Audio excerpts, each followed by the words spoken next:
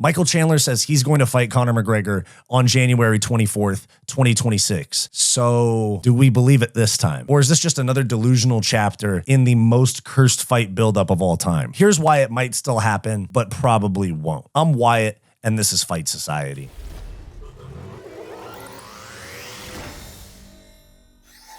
Now, Michael Chandler has been in Instagram comment sections and doing interviews calling to fight Conor on January 24th, 2026. Is Chandler trying to manifest this fight, or is he just coping with the red panty night he missed out on? Dana White gave us a reality check about Conor's return just like 2 weeks ago. Conor, what's the latest with him? He's not fighting anytime soon. I haven't talked to him in a minute. Now, Dana is definitely controlling the narrative because, as we know, the UFC likes to be very under control of their narratives and keep things under wraps until they're ready to announce them. For example, we just got the announcements for 317 and 319, Topuria Oliveira, and then DDP versus Hamzat. Now, we have other big fights coming. 320 is probably JDM versus Islam and Volk versus Movsar as a co-main event. 321 is probably Pereira versus Ankalaev. 322 is probably Jones versus Aspinall. 323 in December, something big, and then 324 or 325 in January could be that return.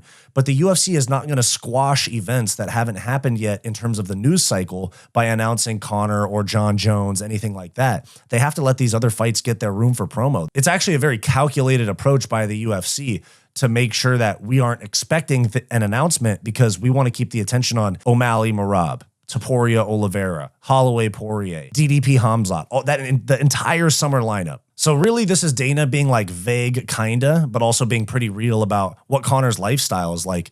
Because Conor does have, in the last 3 or 4 years since his injury, have this history of being ready or waiting for a fight and adding Dana White on Instagram and then disappearing for another 3 months before he does it again. Let's talk about the main thing preventing this fight from happening, and that is the Conor McGregor factor. His lifestyle of hardcore partying, yachts, women, drugs. He has 4 kids now, a lot going on.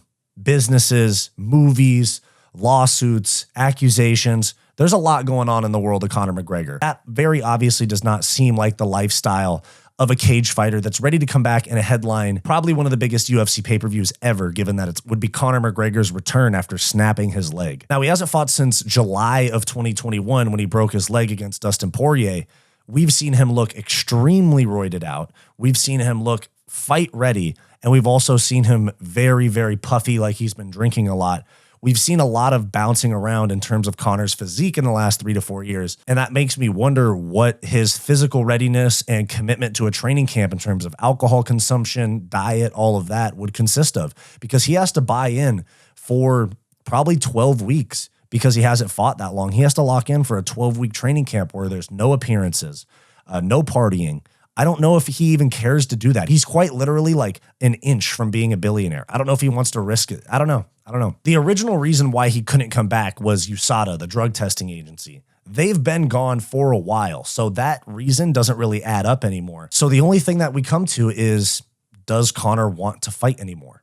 And as I've said on this channel before, I don't think he wants to fight anymore. I think he's cool with his money and his family, basically doing whatever he wants. He's just doing side quests at this point, running BKFC, all of that. I just think that his identity internally is so connected to being a fighter that he just doesn't want to admit that it's over, and that he'll be running this gambit of, I want to fight, I'm looking for a fight, probably forever. Now, here's why 2026 is actually weirdly believable. The UFC's Netflix deal that's probably going to go through and would start in January of 2026 seems likely that they could entice Netflix, hey, give us this amount of money, whatever that is, $1 billion a year, whatever they want for their rights package.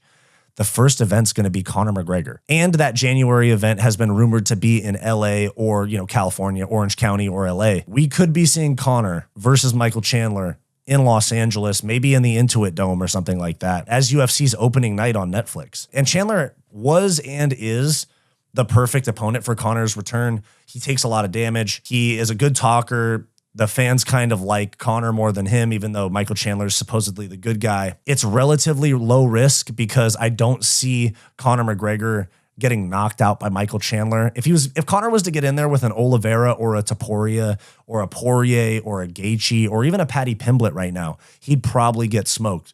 But after seeing Pimblett versus Chandler, I'm pretty confident that Conor could win that fight early. I think that Michael Chandler is just going to be dumb and just run into a left hand. And they've had a history of doing pretty big events in January, especially last year with Makhachev versus Moicano. It was supposed to be Makhachev versus Sarukian and some other big fights on the card. It could be a nice like mega event to kick off 2026 on Netflix, but also just in general. I think the UFC needs some big splash type of events. Kind of send the fan base back into excitement because we're kind of getting burnt out. Conor needs a clean focus build up. Is he committed to it, or would it be a money grab before he retires again, if it even happens? Now, the reason this also might / probably never happen is that the delays in Conor's return and in this fight destroy the momentum every single time because people just don't trust that Conor's going to come back. Even if they were to officially announce that fight, fans are not going to be confident that Conor's showing up. Also, the sport's moved on from Conor.